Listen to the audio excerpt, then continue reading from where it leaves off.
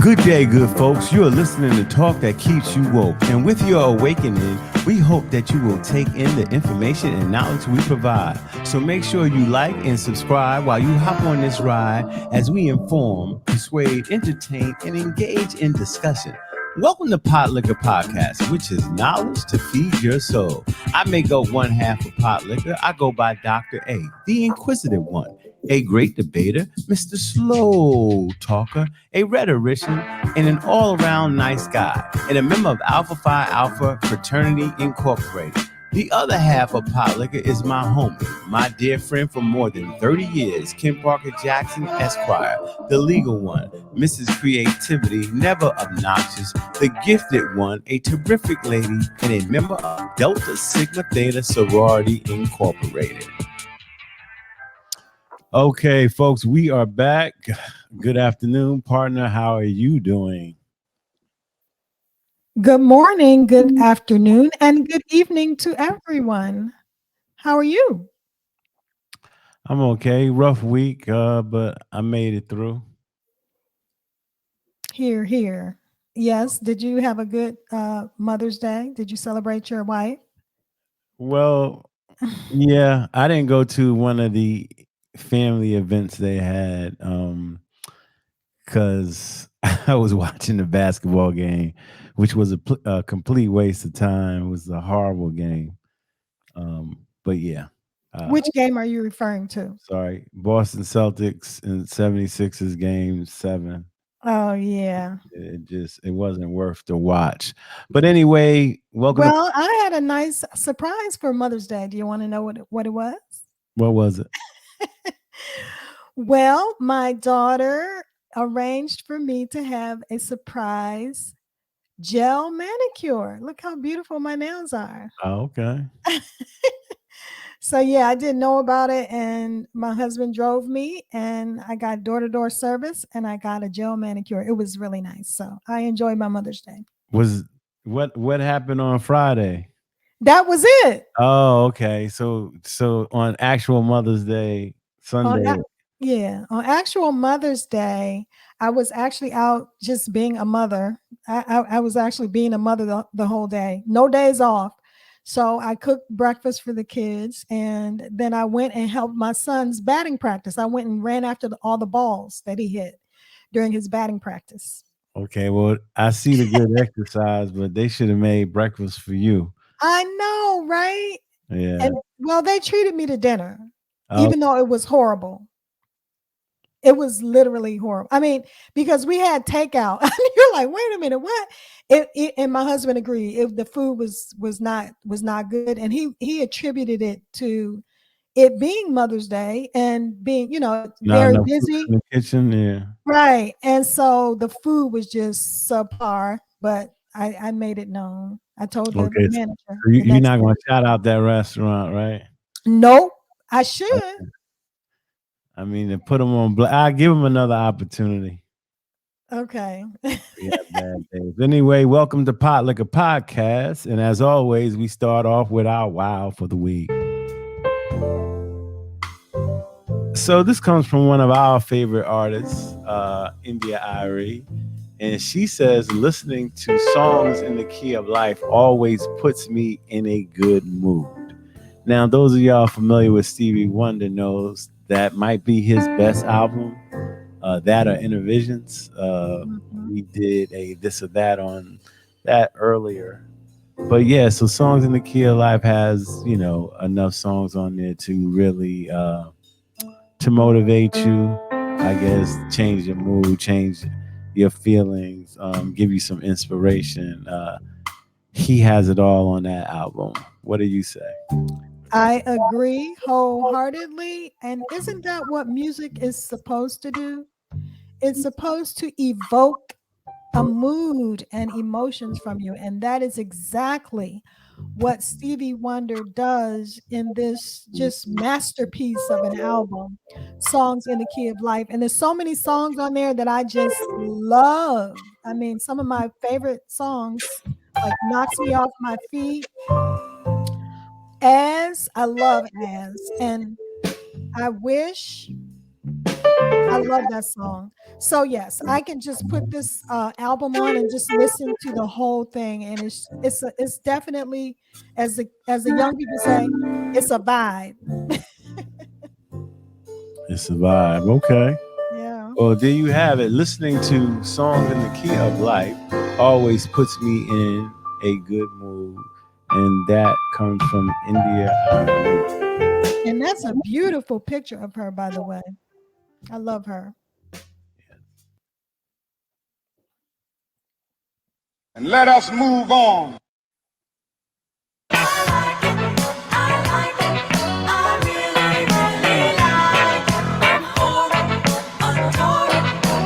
Okay, so our first plug of the day is something I use on a regular basis. I know we do a lot of things technology, but I still use the swing line stapler. You see, I'm double packed here. Let me show you the old school one, and this is the super one that can, like, I guess it can I was about staple to like say, 60, yeah. 60 pages together. I don't print out that much, but when I do, I always have staples, paper clips.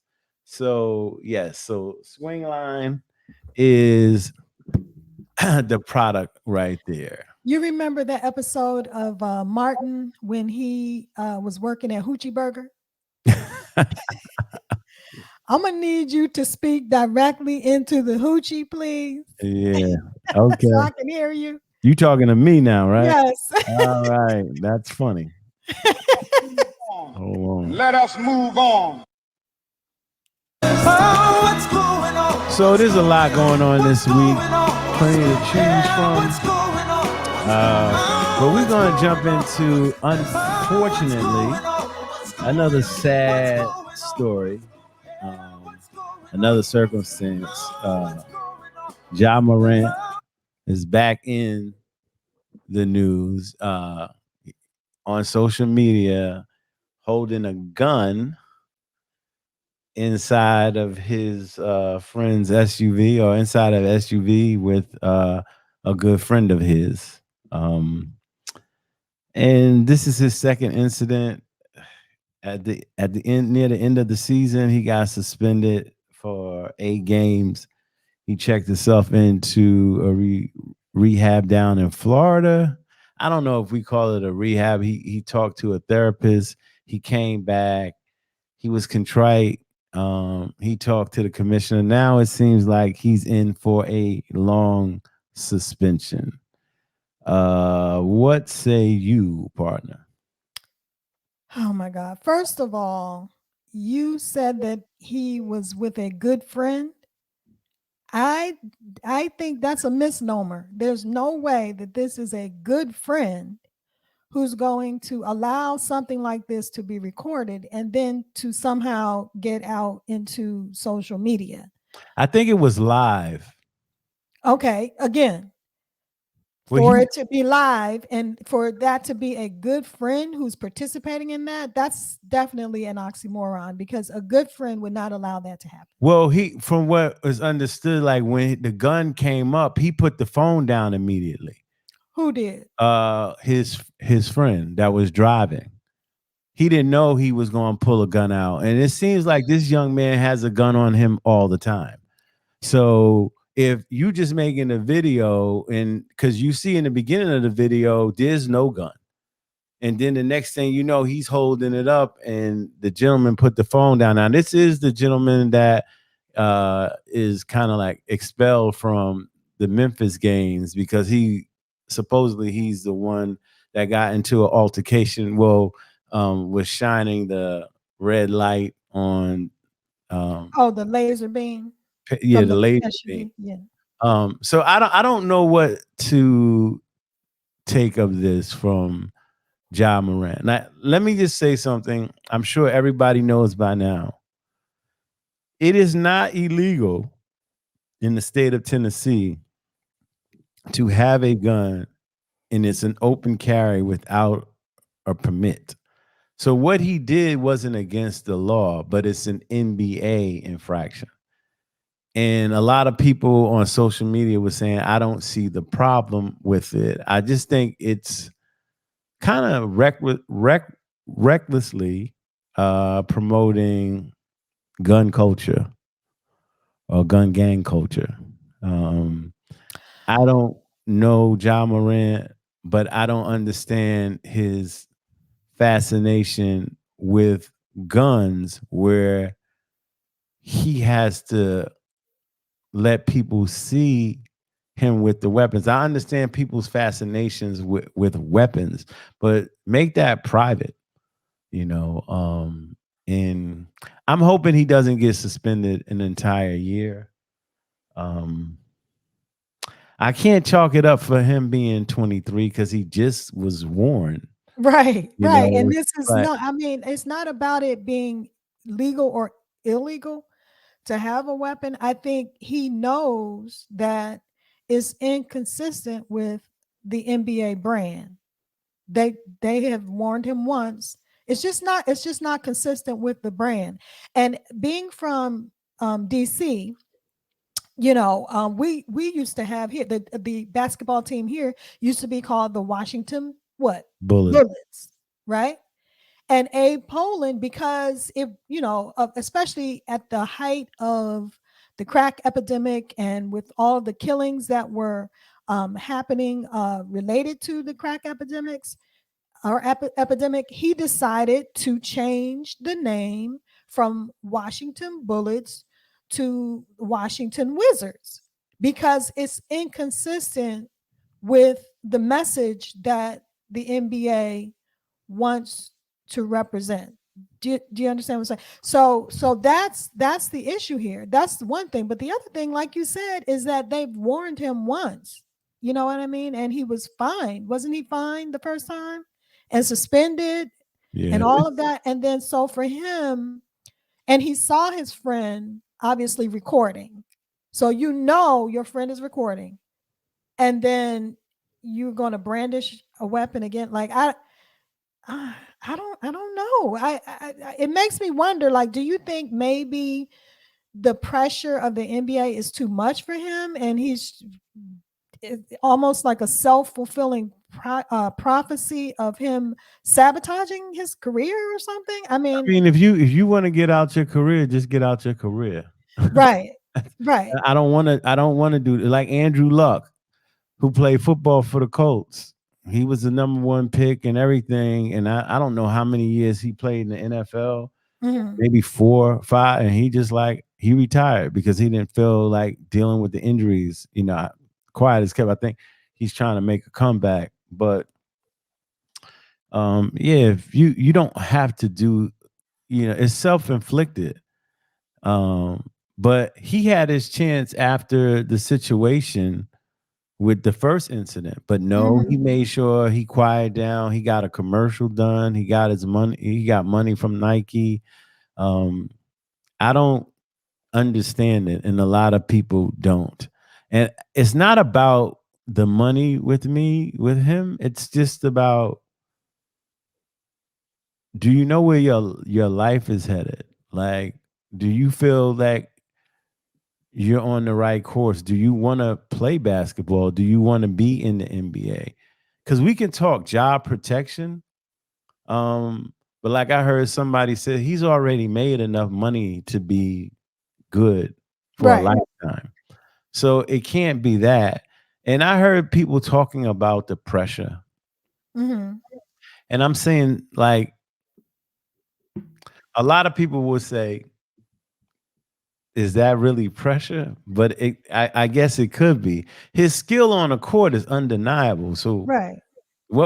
it's not pressure because of his basketball skills, because he's one of the most phenomenal basketball players in the NBA. Right. And he doesn't seem to have a confidence problem on the court either. No, not at all. So I don't sometimes, examine some of the music you listen to, and then you get caught up into that and fascinated by that. But most people, I can't speak for most people, but I would think a great deal of people who are in that life are mostly are not in that life by choice. They're in Yes, that life by circumstances, and they would love to be in his shoes. right. And then and the other thing is he's not convincing anyone that this is who he really is. Like he is not about the street life. You know what I mean? Like you're not a gangster. We know that. You grew up, you had your two parent home. So yeah, if that's the issue, he's trying to promote some type of thuggish image or something. Because I've been watching this Tupac documentary, and that was part of his issue. He had this persona of being, thug life and everything like that, but he was actually very smart. He was, a very talented writer, and just a good student. So but he felt that with this image of being a thug, he could be more attractive to women and things of that nature. So it's just reminding me of that. Like I hope you're not trying to John Morant is not trying to depict some image of himself as a thug or somebody that's about the street life, because everybody can see directly through that and know that that's not really who he is. So it's like I hope that's not his intention. I mean, you're playing professional basketball. That's a life that a lot of young men want to lead, Would and, aspire to and they be, yeah. admire that. So I don't know if he is intending to promote that gang culture or he's about that life, but he just loves guns. I have no idea what it can be, because you just less than 3 months ago you did this, Right. and you said you have to be more responsible. So you're not thinking about people. It shows that you're not mature enough to give enough thought about younger kids that look up to you. And maybe for him that is 23 is too early of an age for us to put that on him. But then that just shows that you don't have the maturity level.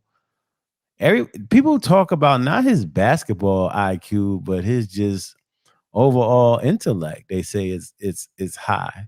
Like he's a bright young man. So I'm trying to put two and two together, and it's coming out like with a 7, and I just No, don't yeah. understand it at all. Like The there's math no, ain't math in here yeah, I don't at know. all. I and I'm not saying I know a lot of but I don't know too many gangsters. I mean, of course, Aaron Hernandez, what he was doing when he played tight end for the Patriots, committing murders and things of that nature, that was ridiculous to me. It's just And as the hey, other thing I was going to say is that, as you pointed out, it's okay. Like I don't have a problem if he loves guns, he collects them, or he likes to go to target practice or whatever. I don't have a problem with that. The only thing I think I would agree with you that he doesn't seem to have the maturity to realize that part of your career is compliance with a code of conduct. yeah, And you know what I mean? Just that would be like you're a college professor. You like wearing athletic wear, what you wear to the gym, but you wouldn't necessarily wear that in your class, right? right. But this is Right. usually not a It's dress code in college, ex- because I see people wear it. professors. Yeah, Okay. yeah. Well, maybe that's not a good analogy, but No, it is. That's not my normal. That's not what I present to the kids. The kids can wear whatever they want to wear, and I don't blame them for wearing things that's comfortable, because you're sitting down, small desk, and what have you. But I get what you're saying. right. You're It's like presenting an you're image exactly. that's kind of it's not kind of it's hurting you. It's hurting the people around you. It's hurting your organization. So that's why I say responsible. Like, Right. if I you're going agree. to take these contracts and things of that nature, then you know that it comes with a certain code of conduct that Mhm. these corporations are expecting from you, to endorse their brand, and I'm sure I know Nike and Powerade, they're not with the gun culture, Right. you know. Rappers who rap about guns don't have as many guns in their video as this guy. Exactly. So I don't get it. So we got a big message for Ja Morant, and we're perplexed. But if we had to say something to Ja Morant, it would be something, something just ain't right. It just ain't right. Something, something, something, something just ain't right. That's all I have to say to Ja Morant. All right. Young man, I wish you all the best. Please get it together. And let us move on. All right. I can't pronounce this brother's name. I think it's Vivek Ramaswamy. Ramaswamy. Yeah. Ramaswamy. That's an Indian name, I believe, Yeah, right? if I'm wrong, please forgive me. Judge it to my head, not my heart. But he wants to change the voting age, right? He wants to change it from 18 to 25, but it's conditional. If you serve in the military, or if you do a service for like 6 months, um, what do they call that? First responders, things of that nature, then you can vote at the age of 18, right? It's conditional. But if you don't, then you can't vote until the age of 25. Really don't understand this, that you're making somebody do something in order to gain their rightful vote. What do you say? Yeah, I agree with you. It's a problem because it's like almost like a poll tax. Like you have to do something in order to be eligible to vote. And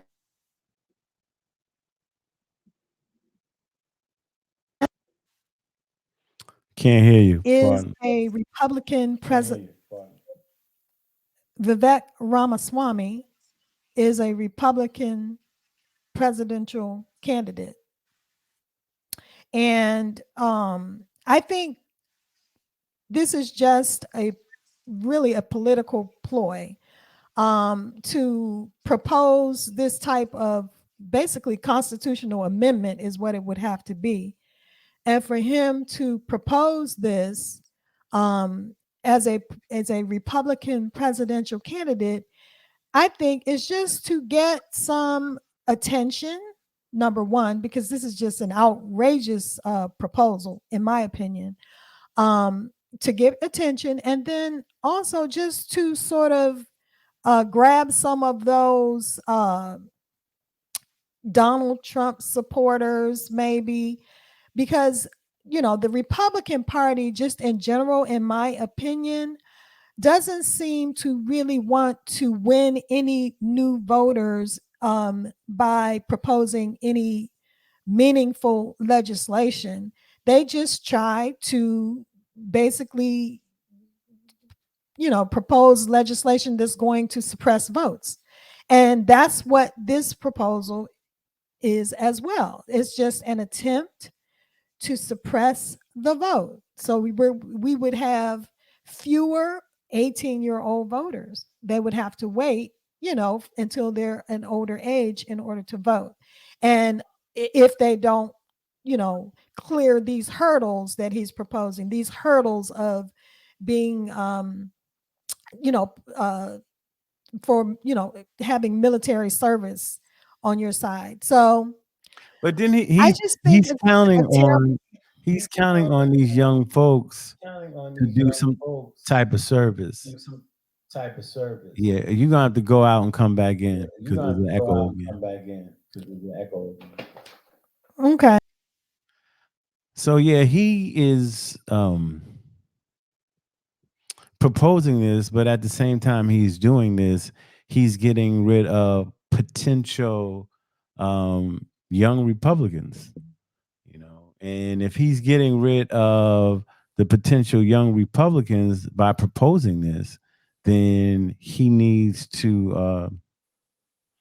I don't know. I think it's counterproductive because even though, unless he's thinking there are more young Democratic voters, or he wants a certain group of people that might not go through this policy to serve as a deterrent from people to come out to vote. I see it, but he's also, like I said, losing a lot of young Republicans.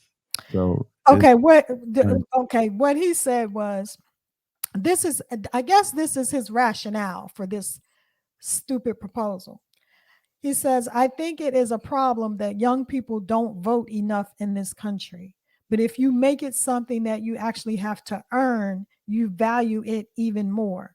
It's human nature and psychology. That's ridiculous. I don't think it's I ridiculous. think I, it's I don't ridiculous. I don't I if it's across the board, it's across the board. So you're not targeting one group. You're targeting young people now. That's what you're targeting. But you're targeting all young people. Okay, Um, but here's the fact though, Dr. A. The fact is that the fewer people that you have voting, the greater the chances that a Republican uh, candidate will be successful. That's just been proven to be a fact. They don't like it when people vote. And so that's why they've done so much and tried to pass so much legislation, especially in those southern states, Georgia, Texas, Florida, to suppress the vote.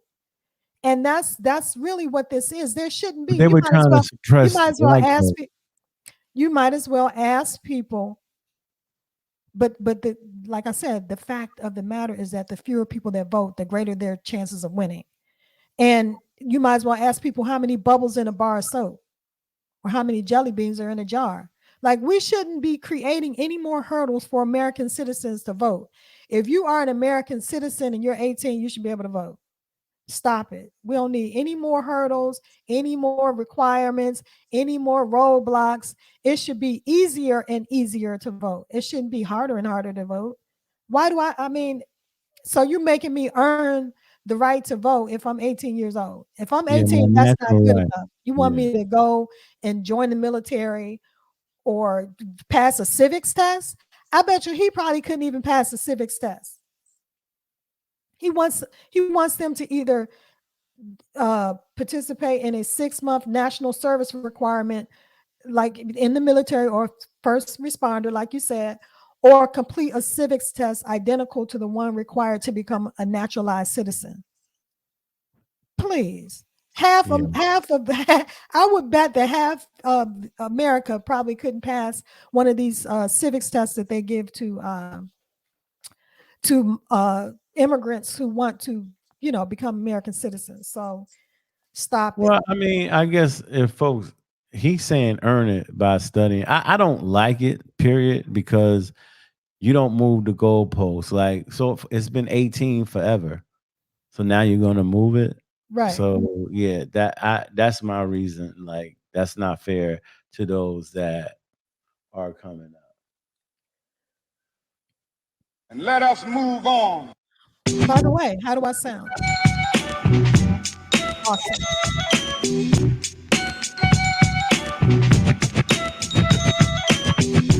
All right. So Title 42 ended.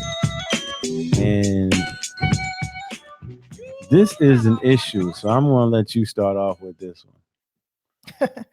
Well, this immigration in general to me is just a very complicated and complex issue. And I just have a lot of thoughts about it. But I would just say, in general, I am for immigration. Um, I know a lot of people are just flat out anti-immigration. They feel like we shouldn't be letting all of these, foreigners into our country. I disagree with that. So I think so. Title 42 came from, this is one of those Trump era Trump era legislation basically that allowed the United States to basically turn away immigrants who came to America seeking asylum due to the COVID-19 epidemic. And so now that we've declared that it is no longer a COVID-19 is no longer a public health emergency, then we've decided to allow Title 42 to um, expire. So now that it is expired, I think everybody was sort of anticipating this big surge of immigrants trying to come across the border, the southern border, by the way. That's another thing. Like, why are we so concerned about immigrants coming across the southern border and not the northern border from Canada, or immigrants are that have the resources and the ability to fly into our country? Um, and I suspect that it's because immigrants that are crossing the southern border are non-white, Black, and Hispanic immigrants from Haiti, Mexico, and countries of that nature. So yeah, I this again is a very complex issue, and I think that our government has kicked this can down the road from administration to administration. And of course, they give the worst, most difficult issues to, they put Kamala Harris, our first female Black and Indian vice president, in charge of one of the most complex issues ever. And I think, to me, this issue is it's like cancer. Like, you can't cure cancer, you can only treat it. I don't think you can solve this problem, you can only manage it. And so Well, I think that's solving the problem if you manage it. Like, I want no. immigrants to come over, but my question to you, should should there be a certain amount allowed into the country every year? I definitely think it needs to be more organized and a much better policy. I don't think the policy get rid of them or build a wall, type of mentality is good. Right. Um, but But I don't know what, to me, as long as they can come over and find work, I'm okay with that. right. And I But don't I mean like everybody in the family. I'm like, if the father comes over and find work, he can bring his family over with him, or vice versa. The mother can't be the kids though. That makes sense. I guess the problem is that we just have not made adequate resources available to manage the issue. So we have, uh, we have a place at the border that can sort of house a certain number of immigrants, and anything over that is a problem. And I think that's why, now that they've expected this surge, they sort of let the ones that were in custody, they let them out on parole, pending their reporting to ICE, to, I guess, make sure that they comply with all of the requirements, pending their, um, pending being able to be documented and have the requisite paperwork to allow them to legally be in the United States. Um, but I think, you know, um, I think this is an issue that is going to continue to happen because of the conditions that these people, the immigrants, are trying to avoid and trying to escape. I think people who criticize America for allowing immigrants to come in don't really understand what it's like to be that desperate. You know what I mean? Like, to empathize with people who are escaping intolerable conditions So I mean, why else would you try to cross the ocean in a raft with your family and risk dying and drowning, unless what you're trying to escape is horrific and just intolerable and unbearable? It's like being in a burning building and being like on the 10th floor and just deciding, I'll take my chances jumping out than to stay here and just burn alive. You know what I mean? So that's how desperate these people are. And I think it's just the right thing to do for us to try to accommodate as many people as we can who are seeking asylum from just horrific conditions, gang violence, you know, raping, and all kinds of horrific conditions. Um, I mean, I do agree that there should be a process, and I think we do have a process that is very reasonable, where migrants have to apply for an appointment to see someone, and just complete all of the proper uh, paperwork and everything that is required in order for you to to obtain asylum. You know what I mean? So I'm all for it. I do think it's challenging to handle the volume,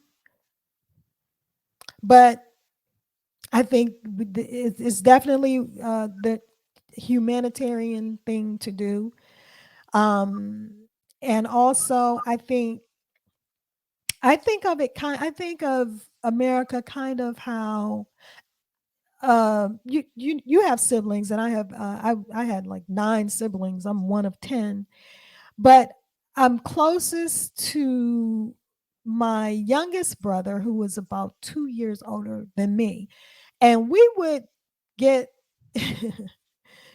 we would get treats, and it would and we would share them. And it's kind of like, if, for example, if my brother stole some candy, and then if I asked for it, he would not share it with me.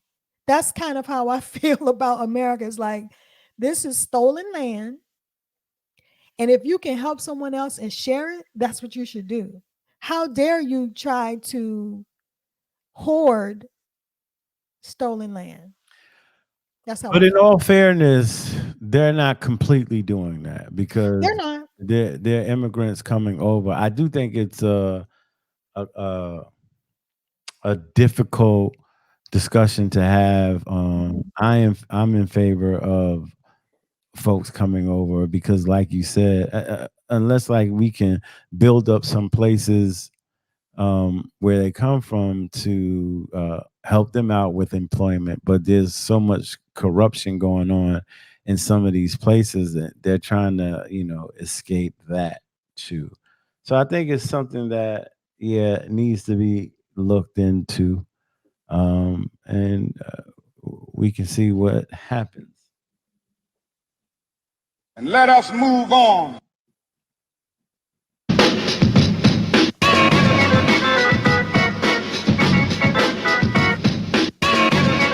All right, so teens weigh in on sexual intercourse. The article says that teens are having less sex, but it doesn't mean that they're having less sex. So I'm trying to Yeah. understand that. Like, okay, is it or is it not? Like, is you is or is you ain't? You know, It's sexual intercourse versus sex in general, and like general, like other. All other right, kinds so of it is. sex, I think right? they call it coitus, if I'm pronouncing it right. That's penis vagina sex. Oh, I guess penetration. It Mhm. depends. I don't Yeah, know. this It's, all.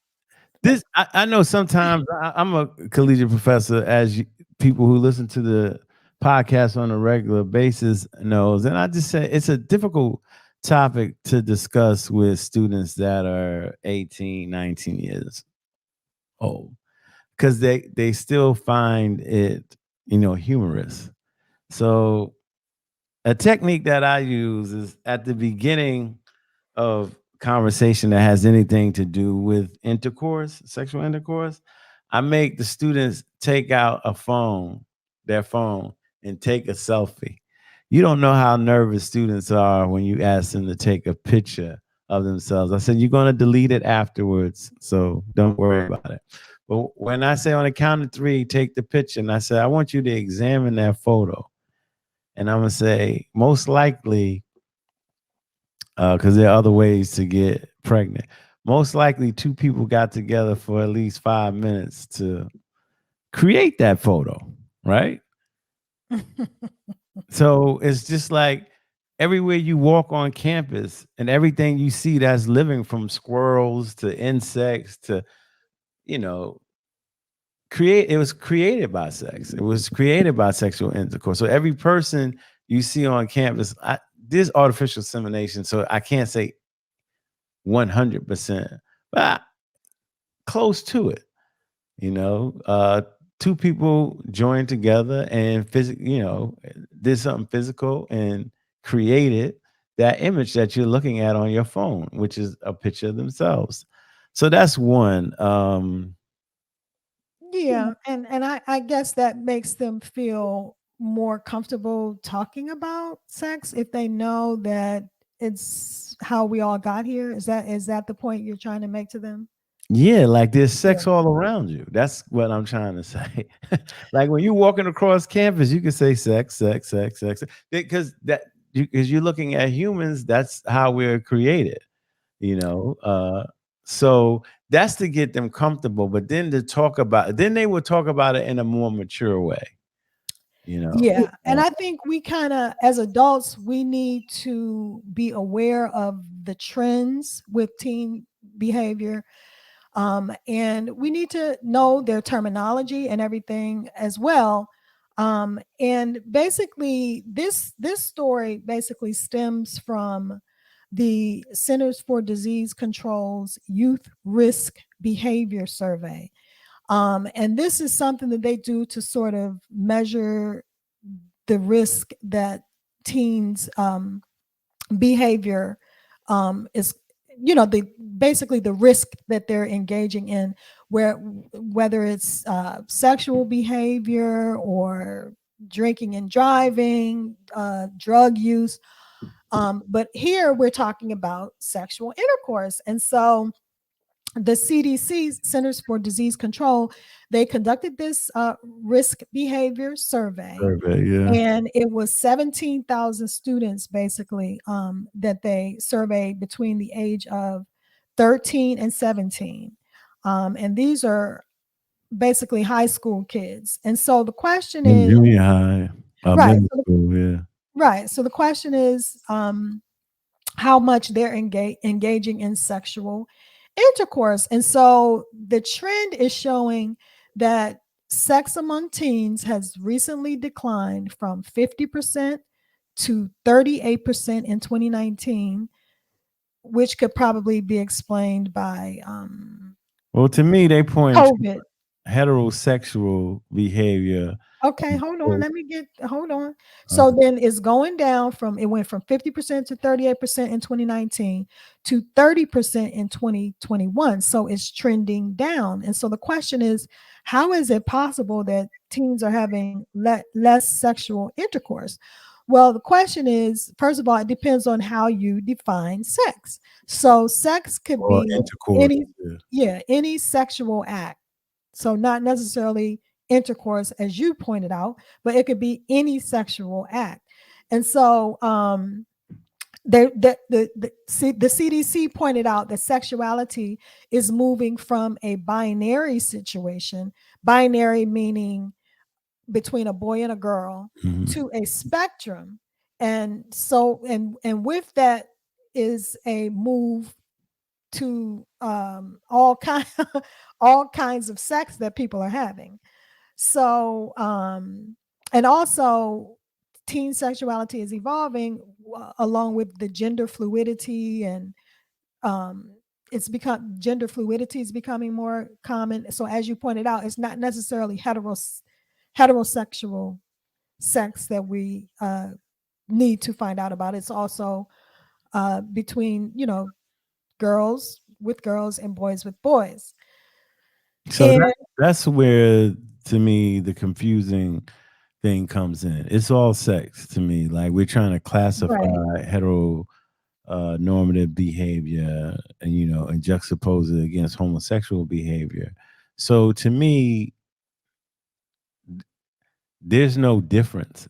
Outcomes may be different, but there's no difference in the intercourse. If it's man, man, woman, woman, they're still engaging in sex, but they're not engaging in how we traditionally define what sexual intercourse is, which is baffling to me. If a man has sex with another man, he's still having sex. Um, right. But then you won't have the incidence of teen pregnancy to be concerned about. You see what I'm saying? right, So but we not. But that's what I'm saying. We in this article we not talking about. They're discounting people, homosexuals having sex. That's what I'm getting out of the article. Like, is that really sex? Yeah, it is.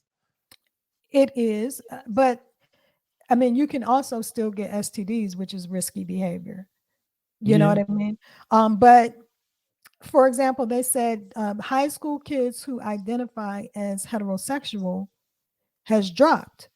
It's dropped to about 75%. It was 89% in 2015. And then those who identify as lesbian, gay, or bisexual rose to 15%, up from 8%. So we're getting, because of the spectrum of sexuality, we're getting more forms of sex. And so that's why it's possible that we could have that teens are having less sexual intercourse and still having, not necessarily having less sex. They're still having sex. It's just not necessarily always sexual intercourse. You see what I'm saying? So I think that's good for a parent. I mean, we need to know what's going on as adults. You know what I mean? And also their language is changing. So do you know what a situationship is? I've heard it. Yeah, that's a word that's a term that teens are using on social media and what have you. And that's basically a short-term hookup. So like what we used to call maybe like a one night stand One or hit something quitter. like that. And then a sneaky link. A sneaky link, if you hear your kids talking about a sneaky link, that's supposed to be like a hookup that's done in secret without telling, they don't tell their friends about it. So that's what they call a sneaky link. I mean, it's just a new term or some old, keeping it on the low. Right. You know, The other thing that's leading what to Luther that, said, "I won't tell a oh, go ahead. soul. No one has to know. That's what If you want to be totally discreet." history, right? Yeah. So Um. Oh, I was gonna point out that because of the COVID-19 pandemic, there was less interaction among teens. Um, because everybody was isolated. But on the flip side of that, their verbal communication skills declined, because they were more on social media and they're just not, talking to each other. And so that's going to lead to fewer in person entanglements, if you will. And then the other thing is there's a correlation between um, the ability to drive and then having sex, because I guess if kids are not able to move around, but they have Uber, so yeah, you talking about rural areas though. right, If right, you right. live in DC, New York, Philadelphia, you can get around. You know, um, And then what else is a factor that's decreasing the sexual intercourse or whatever? Having, I mean, basically living in the information age and the age of technology, they all have in their hands a phone, and therefore they have access to what on their phones? information. Porn. Yeah. So they're saying that teens are basically, I guess, watching porn as, I don't know, a sexual outlet or whatever, and they're looking at it as early as 12 years old. And there's a statistic that says 75% of teens have seen porn. That is, whew, that's horrific to think about. But I mean, all they have to do is pull it up on their phones. How do you learn about sex though? Like, You how know, horrific is that if you're teaching yourself, or you're trying to inquire? I would submit that pornography is no way to teach anyone about sex. I, I That is totally, all of I, the. It's I, like a to- fantasy. That's I not real. totally disagree with that. Oh my goodness. Oh well, then let's have this talk. We're gonna have this is the topic talk right here. You mean to tell me that you think pornography is a legitimate means of teaching a young person, a teenager, about sex? Please tell me you don't agree with that. I do agree with that. I do agree with You that. have got to be kidding me. How am I kidding about that? It's an example. Pornography Yeah. is not real. It's first What of are you all, talking about? first of all, pornography is, although many people watch it, I It's don't a think I don't billion think dollar or close to $1 trillion it industry. is, Yeah. and that's unfortunate because there are so many people's children that are being abused in pornography. It's I didn't say there wasn't a bad side to pornography. well, because there is a bad side, Yeah. it should not be supported. That's just me. And I Okay. think it's not, it's definitely not a way to teach someone about a young person about sex because again, it's not real. What you're seeing in those What do you mean images, it's not real? when What I I say don't get it's that not question. real, is that it's not an Crazy. accurate reflection. Okay, to me, sex, when you're teaching your children about sex, sex is a wholesome, good, natural act between two people who love each other and hopefully are married, but that's just me.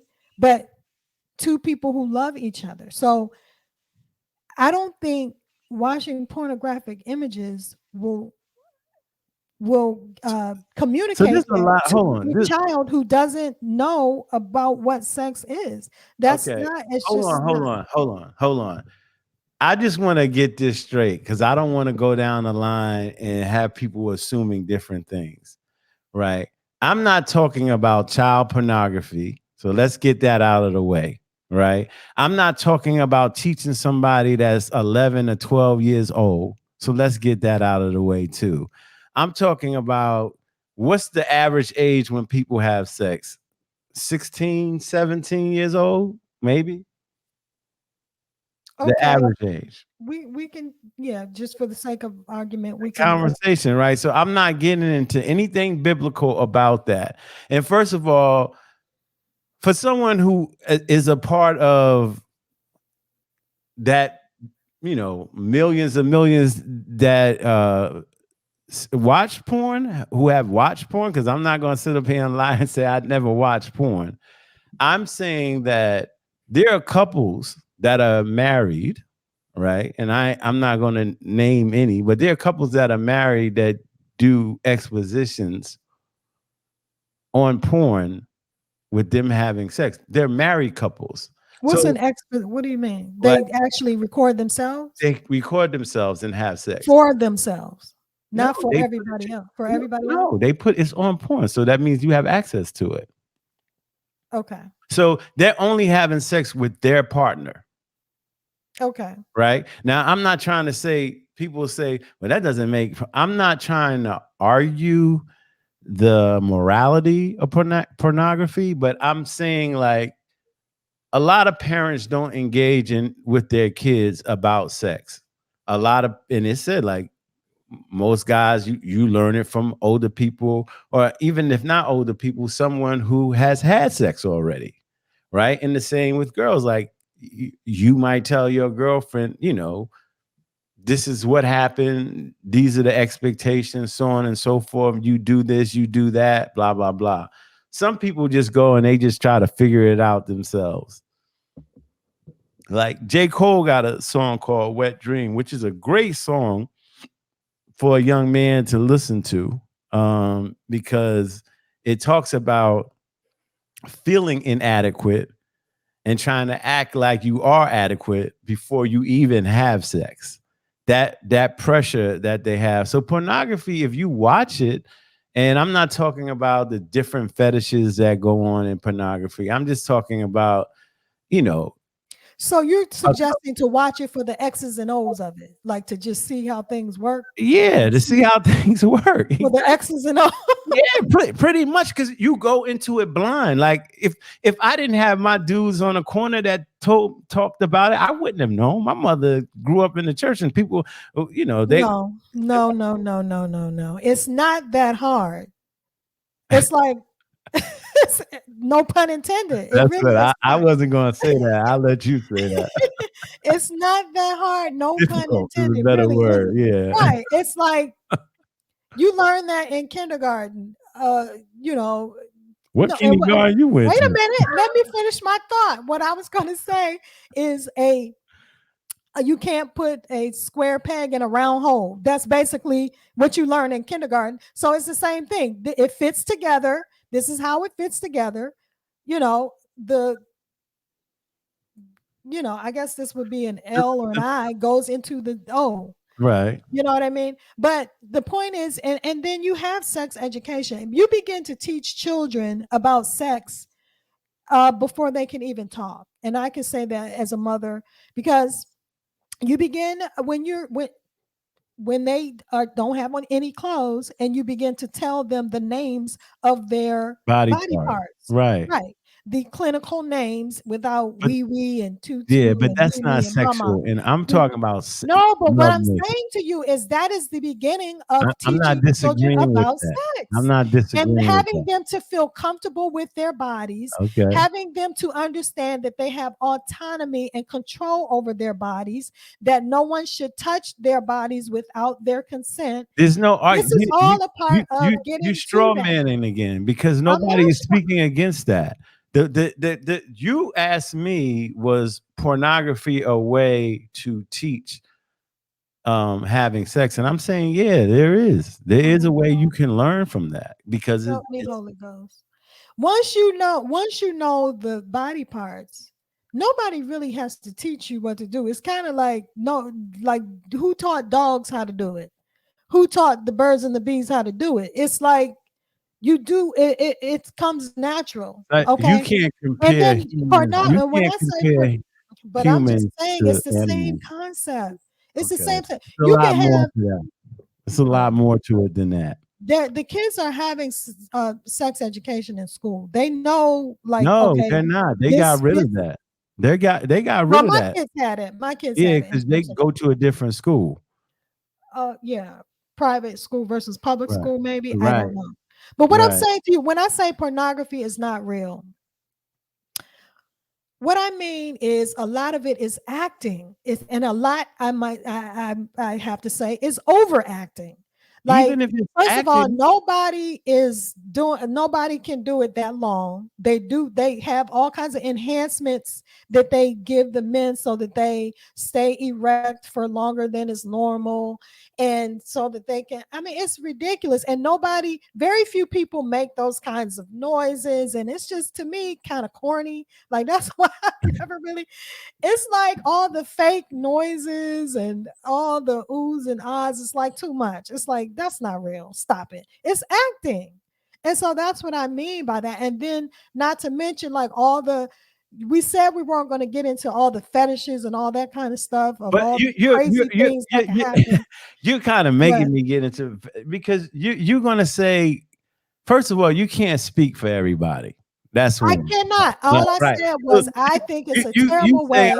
When you say, and this is incredible, this conversation that we're having right now. No, because you're saying that all those noises. People don't make their noises. I'm like, in my life, yeah, there've been noises. There have been noises. So that I'm goes not on. going to demonstrate what I'm Right. I'm talking not going to about. demonstrate either. But what I'm No, trying to I'm say is, talking I about think like the over I'm, exaggerated, I'm ridiculous. talking about basic stuff, Okay. right? You know, Okay. You don't. yeah. I'm talking. No, I'll say it. I'm talking about. It's called coitus sex. I'm talking about penis vagina sex, Okay. right? Basic. I'm Okay. talking. Yeah. So your parents, if they're more liberal, they can teach you about touching, right? Yeah. Your partner before, and how things go and how, what you can do, and you can suggest things to them. But we know, looking at statistical data, a lot of parents is just like, you figure it out. It's nothing to figure out. I promise you, if we had a virgin, if two virgins got married and they were going to consummate their marriage, I promise you they will figure out how it works without anybody demonstrating it to them. This is I'm what just saying, you it's argue. too You much. you're Like, not listening to the argument. You okay, say that pornography can't teach you. I'm saying it I did absolutely. not say that. I didn't say that. What did you say? I said it is not an adequate means of teaching a young person about sex Okay. because it's not. That's what Okay. I said. I didn't say you Okay. So couldn't learn. then you're saying that it can teach you then. You're saying it's inadequate because of other reasons, right? Right, right. Right. So that for a non-porn watcher like yourself, right? You're you- you're saying, okay, the stuff that Full disclosure, I have seen it, I have watched it, but it's not for me. That right. But no judgment. If I but think it's bad, but if okay, other but people want so to watch it, but that's sure. so you're saying, like, are you saying that people cannot learn from that? That's what I just want to ask you. That's a simple question. Yes, people can learn from That's all I'm watching it. saying. But That's I'm all I'm just saying saying. that I think it's like an unreal for someone who knows nothing about sex. It's just I just don't think it's an adequate means because of teaching someone who doesn't know anything about sex.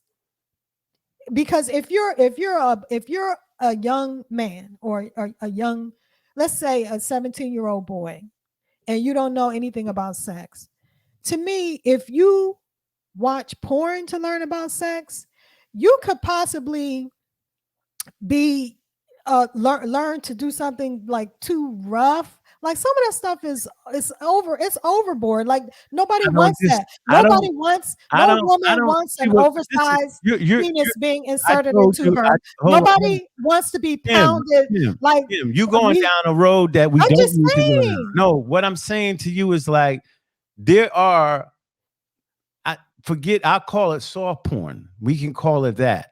There are things like, if I had a son, I could say, look at this, this, and this. Just those videos themselves. And you can learn about what goes on and what might get somebody Aroused. aroused. Yeah. Right. So what I'm saying is, I'm talking about that. Yeah, there's a lot of graphic porn. You just reminded me of something. That's the other thing. You said what might get someone aroused. That's the other thing. It's a very personal, intimate uh uh uh That's act why I said between Mike. two. Wait a minute, hold on. Between two people. And your son, if he becomes gets into a relationship with another person, that person is an individual person who has very specific desires, needs, and wants, sexually. And so it's all in getting to know that person as to what they may want in a sexual relationship versus some generic idea of how it's supposed to be done from a pornographic video. Like, are you Yeah, serious but right now? you're taking, to That's me, the thing. You see my point though of what I'm saying? I'm trying to tell you, what you're doing is taking the word pornography and you're stigmatizing it to be very negative. So let's not use porn. Let's use an adult video.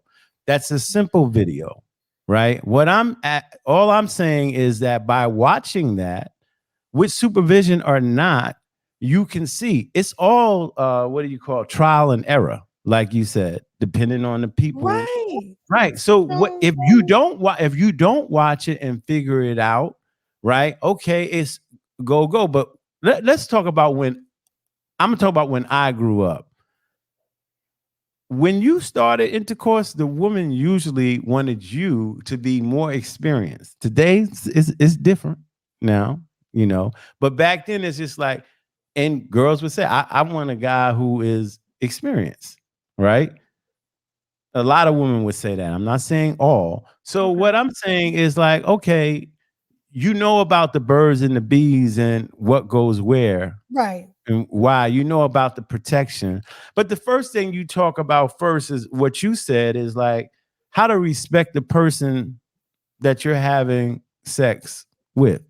What not to say to the individual if things aren't going right in the beginning. Because sometimes Going right sexually. yeah, it could be trial and error, and it could be a lot of errors made. Right. Right, That's what communication is about. Yeah. right. But some people might not know, right? But So you're gonna get that from watching a porn video? yeah, You got to be kidding me. well, you know what? You have got to be kidding. When Half we of the videos is ding dong, someone's at the door, your pizza's here, and then they come in and then that's all role playing. But I mean but that's what is on the video. What you think they on the video romancing each other and having conversations about their innermost desires and their dreams and goals in life? No, that's not what you're finding on a video on a porn. see, That's not I'm not. reflective of an actual, genuine, real relationship I'm not between going to two talk about people my. who love each other and are fulfilling each other sexually, which is There, what relationships there are are now. there is that on porn too. I You have keep got, telling you that. you're not serious right now. I'm telling you that. Like, you're not Oh going to take my word. I'm telling you that. As your friend, I'm telling you that. There I've are seen couples. videos too. What? I've There are. seen. Did you see the married couples that have sex on adult videos? No, I have not Yeah. seen Okay. that. So then let's not talk because there are But several. so so the children are just going to happen to happen upon those particular videos. Is that what you're No, telling me? I'm talking about with supervision. Like with supervision. You I don't would want. okay, let's just put it this way. I would never want to teach my children about sex by directing them to a video of Okay. two people having sex. Okay. That's not how it's done. Okay. But see, stop saying that. You Okay, think that's not that's how I how think I that's would do not it. how I Exactly. think it should be Exactly. done. Exactly. And I know there's a whole bunch of people who agree with me rather than with you. That is ridiculous. I can't. Boy, I am learning more and more about you after 30 years. Okay, let me say this. Let me say this to you. And A that lot of might be people among the most ridiculous things I've learned about you. No, but see okay, go ahead. Okay, when that was a low blow. you say things like that, I I just shouldn't have know said where that. you are in your life. I shouldn't have Right? said that. Yeah. Okay. No, I'm okay with that because you do think it's ridiculous. I do. That's crazy. That is crazy. Okay. Public service announcement. Parents, please, please promise me you are not going to teach your kids about sex by suggesting to them that they should watch a pornographic, what is it called? You That got they it. should watch porn. Don't do it. All right. And let us move on. That's crazy. All right. And now that we're done with that, let's get to our brand, which is Howard University. Yeah, we have to do Howard this week because we did Morehouse. We did Morgan I last. mean, not Morehouse. Yeah. Morgan State University. My partner is a graduate of Howard Law School, right? I am. So So we went from the Morgan State University Bears to the Bison. the The other Bison. B.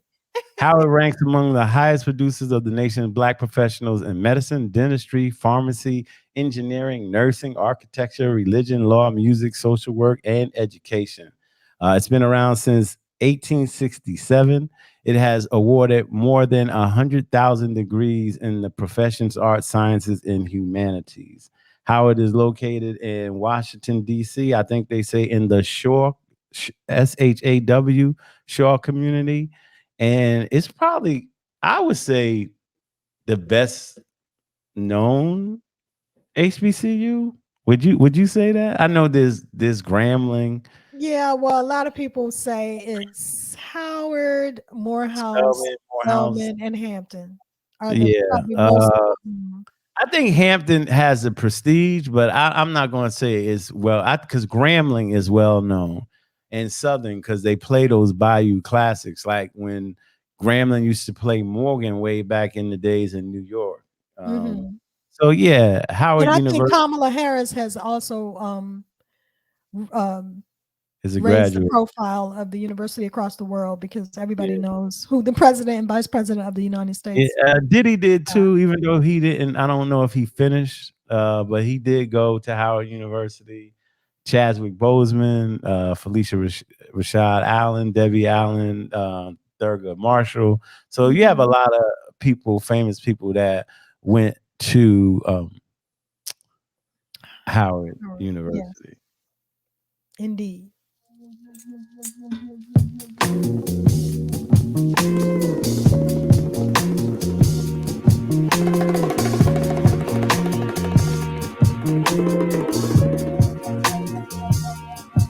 We have a question. It's a question. Address the question.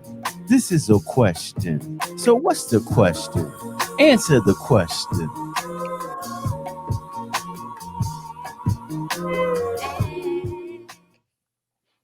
Okay. So our question of the week is, what never asks a question but gets answered all the time? What never asks a question but gets answered all the time? Our last week, the answer was, the question last week was, a girl fell off a 50-foot ladder but didn't get hurt. How come?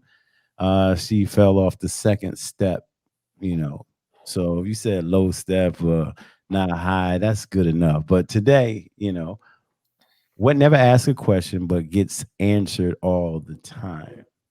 So email us at potliquorshow@gmail.com.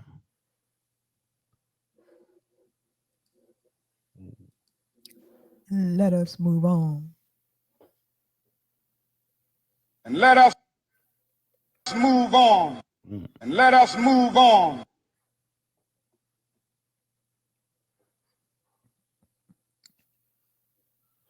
Like this. Keep on. Never say die. Keep on. Like this. Keep on. Hey. All right. Okay. So today, our little known Black history fact is Elizabeth Thorne Scott Flood. On May 29th, 1854, Elizabeth Thorne Scott Flood established the first private school for African American children in Sacramento, California. When she invited 14 children into her home to be educated because they were not allowed to attend their local public schools until 1880, when her activism helped to make integrated schools California law. She established the first private school for African American children in Sacramento, California. Elizabeth Thorne Scott Flood, our little known Black history fact. Okay, Elizabeth Thorne Scott Flood. She was married twice. That's why she has two last names. And let us move on.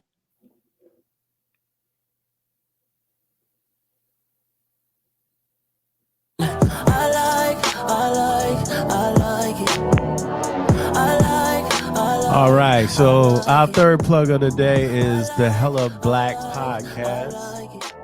Hella Black podcast is an Oakland-based audio experience brought to you by Delancey Parham, and I think it's Abbas. And with each episode, they hope to educate and inform their listeners on all things related to Blackness. Their podcast is important because it uplifts the voices of Black radical organizers and who are doing the work in the field. Oftentimes, our narratives are not told. So, Hella Black Podcast is the name of the podcast. And check it out. Well, all right. And let us move on. Oh, hell no. Oh, hell no. So our oh hell no goes to the McDonald's chicken McNuggets burn on a young lady. You want to talk about this, partner? Well, let's see. McDonald's and a franchise holder were determined by a court to be at fault or liable after a hot chicken McNugget from a Happy Meal fell on a little girl's leg and caused second-degree burns. And this was a jury in South Florida. And this reminds me of the hot coffee one. Remember when the hot coffee fell on the lady? Mm-hmm. Yeah. So I think with that one, that was back, she was an 81-year-old lady, and it was $2.7 million judgment and punitive damages. This was in 1992. She suffered third-degree burns, and she had initially asked McDonald's for $20,000 to cover just her hospital expenses, and the judge reduced it to $2.7 million. Well, he reduced the $2.7 million award to $480,000. So that lady ended up getting $480,000. The little girl, let's see, how much did the little girl get? I'm looking for it.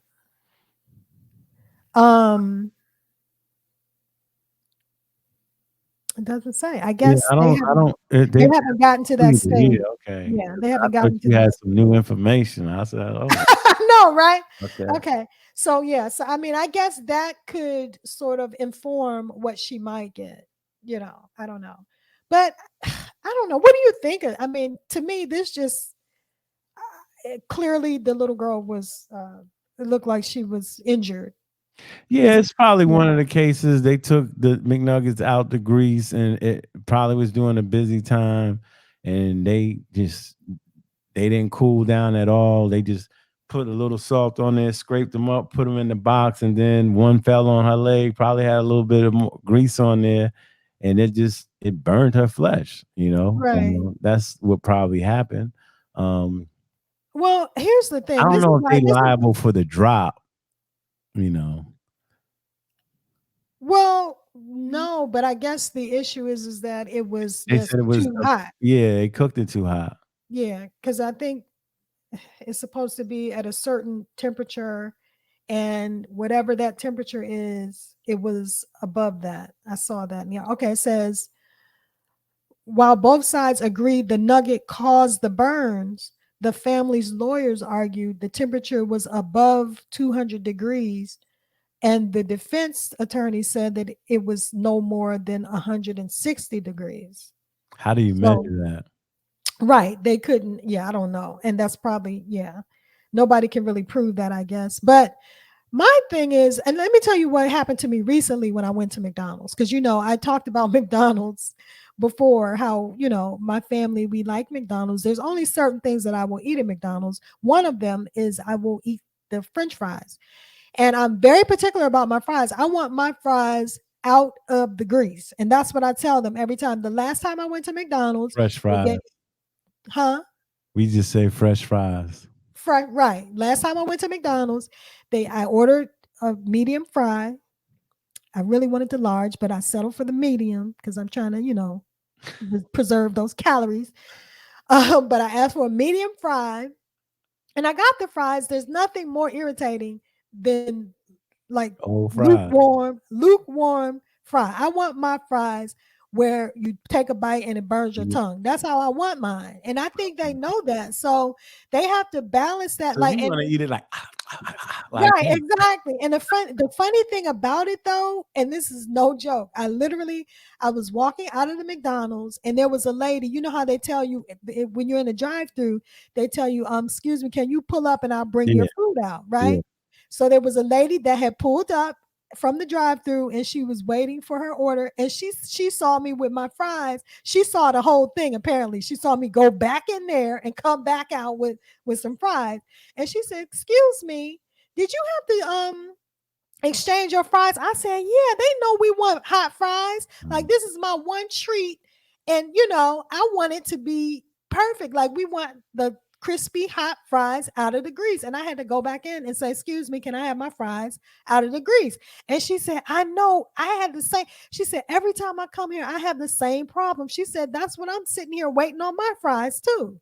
So it's not just me, it's a lot of people. And so Yeah. that's the dilemma that McDonald's is going to have. It's like, okay, Well, any every fast now and then we're food. going to get sued because we're trying to get our food out hot like people want it, No, but still, it should be hot at a certain temperature.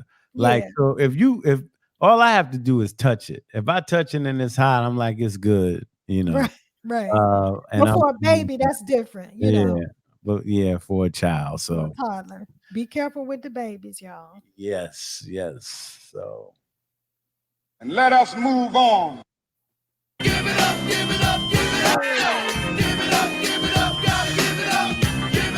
all right.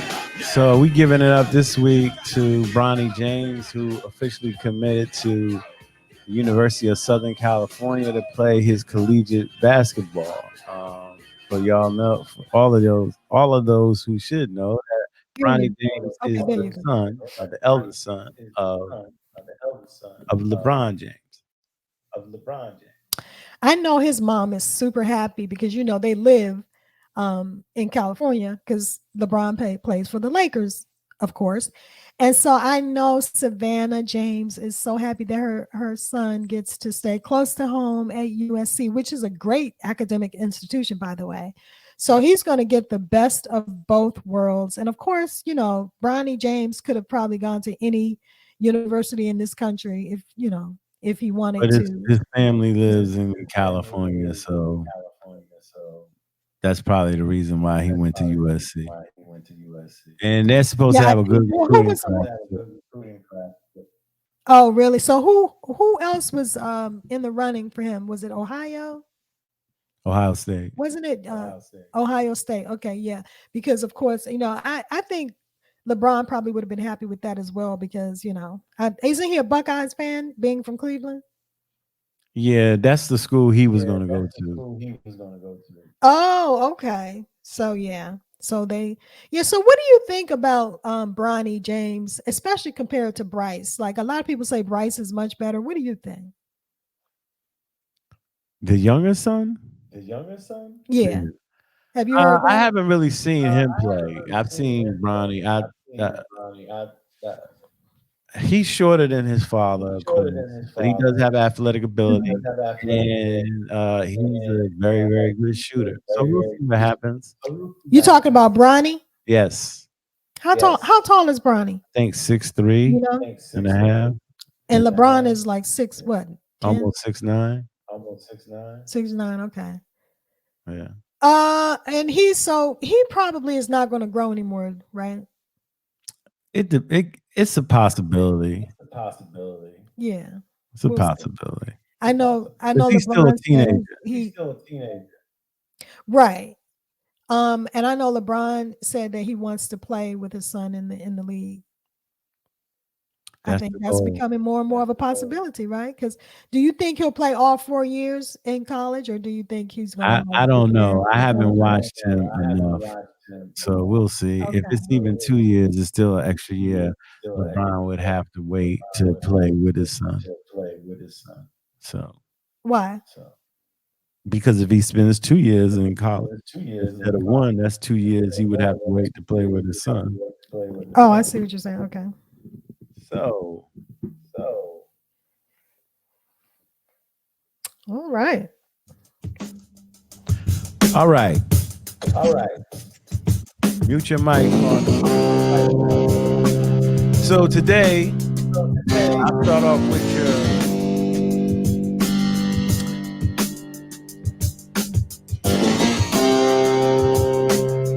okay. Today, let's start with my recap with the 3 plugs: Swing Line Stapler. The next one is Howard University, and our podcast was Hella Black Podcast. Our wow for the week came from India Irie. Listening to songs in the key of life always puts me in a good mood.